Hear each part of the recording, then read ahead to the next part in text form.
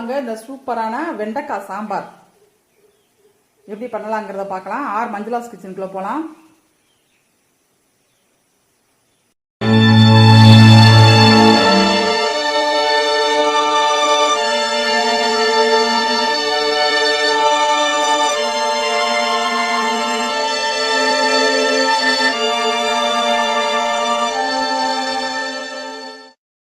Hi viewers, R Manjula's கிச்சனுக்கு உங்களை வரவேற்கிறேன். இன்னைக்கு நம்ம என்ன பார்க்க போறோம்னா ஒரு வெண்டைக்காய் சாம்பார் ஒன்று பார்க்க போறோம். துவரம் பருப்பும் கடலம் பருப்பும் வச்சு ரெண்டும் சேர்த்து போட்டு வெண்டைக்காய் சாம்பார். அதுக்கு பாருங்க, வெண்டைக்காய் நறுக்கி வச்சிருக்கிறேன், ஒரு தக்காளி, வெங்காயம், பச்சை மிளகாய். இங்க பருப்பு வேக போட்டிருக்கேன். அதில் பாருங்க, அதுலேயும் 2 தக்காளி போட்டிருக்கேன்.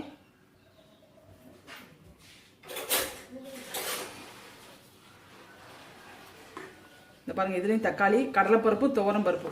கடலைப்பருப்பு 25 கிராம் போட்டிருக்கேன், துவரம் பருப்பு 50, பாதிக்கு பாதி போட்டு வச்சிருக்கேன். இது வந்து நமக்கு நல்லா கொஞ்சம் குளகுளப்பா நிறைய சாம்பார் இருக்கிற மாதிரி இருக்கும் கடலைப்பருப்பு சேர்க்கறதுனால. ஆனால் டேஸ்ட்டும் அருமையாக இருக்கும். இந்த கடலைப்பருப்பு நான் எப்பயுமே பெரும்பாலும் கடலைப்பருப்பு ஒரு கை போட்டு தான் சாம்பாரே வைப்பேன்.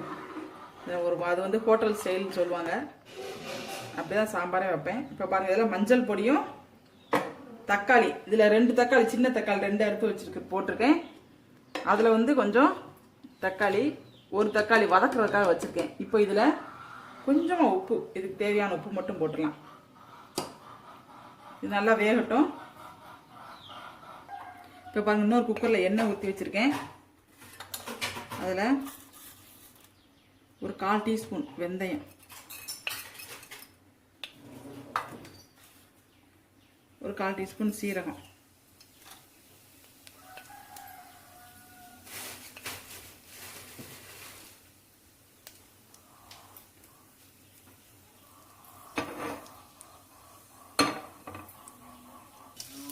ஒரு 2 வத்தல் போட்டிருக்கேன்.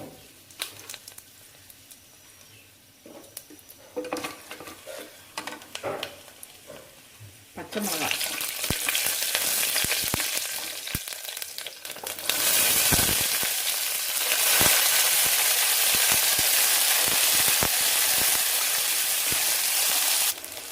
வெங்காயம் வதங்கி இருப்பாங்க. இப்போ தக்காளி,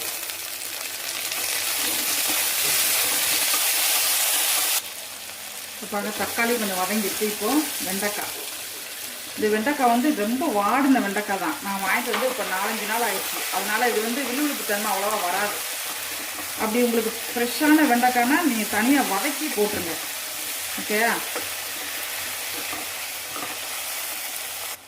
இப்போ பார்த்தீங்களா, அந்த விழுவிழுப்பு தண்ணியே வரல. பார்த்தீங்களா, அந்த தண்ணிச்சத்து கொஞ்சம் வத்திடுச்சுன்னா அந்த விழுவிழுப்பு தண்ணியே வராது. இப்போ இதில் நம்ம சாம்பார் பொடி,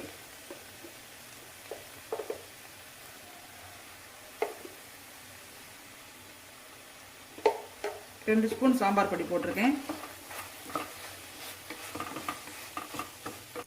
இப்போ பாருங்கள், இதில் கொஞ்சம் தண்ணி ஊற்றிட்டேன். இது கொஞ்சம் கொதிக்கட்டும்.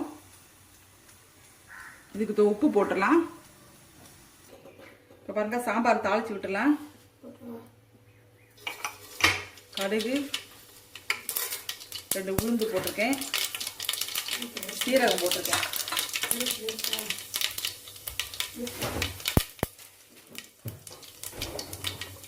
நம்ம பருப்பு வந்து இங்கே பாருங்க, அப்படியே கடையாமல் அப்படியே வச்சிருக்கேன் பாருங்க, அப்படியே போட்டுக்கலாம்.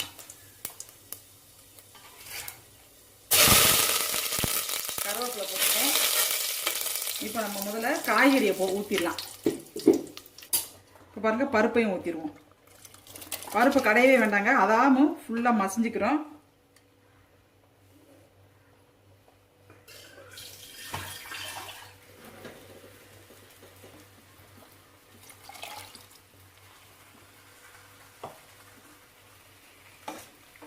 இப்போ நம்ம உப்பு வேணா சரி பார்த்துக்கலாம். உப்பு சரி பார்த்துட்டு தேவைன்னா போட்டுக்கலாம். இந்த மாதிரி இதை கொஞ்சம் தண்ணியாக தான் வைக்கணும். இந்த வெண்டைக்காய் சாம்பார் வந்து இது நல்லா நமக்கு சப்பாத்தி, சாப்பாடு இதுக்கு ரொம்ப நல்லா இருக்குங்க. இட்லி தோசையை விட சாப்பாட்டுக்கும் சப்பாத்திக்கு நல்லா இருக்கும். நம்ம இப்படி எடுக்கும் பொழுது பாருங்க, பருப்புன்னு கொஞ்சம் முழுசாக இருக்கணும், அதே சமயத்தில் பருப்பாகவும் இருக்கணும். அந்த மாதிரி வச்சுக்கணும், அதான் நல்லா இருக்கும் நம்ம சாப்பாட்டில் ஊற்றி சாப்பிடும் பொழுது. இப்போ அதுக்கு உப்பு பார்த்துட்டு உப்பு தேவையான உப்பு போட்டுக்கலாம்.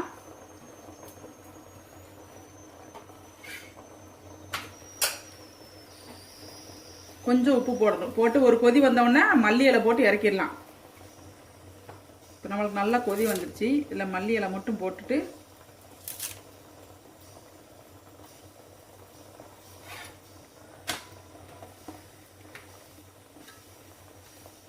இதை நம்ம இப்போ இறக்கிடலாம். இப்போ பாருங்க நல்லா கொதி வந்துருச்சு. இப்போ புளி தண்ணி ஊற்றி விட்டுடலாம்.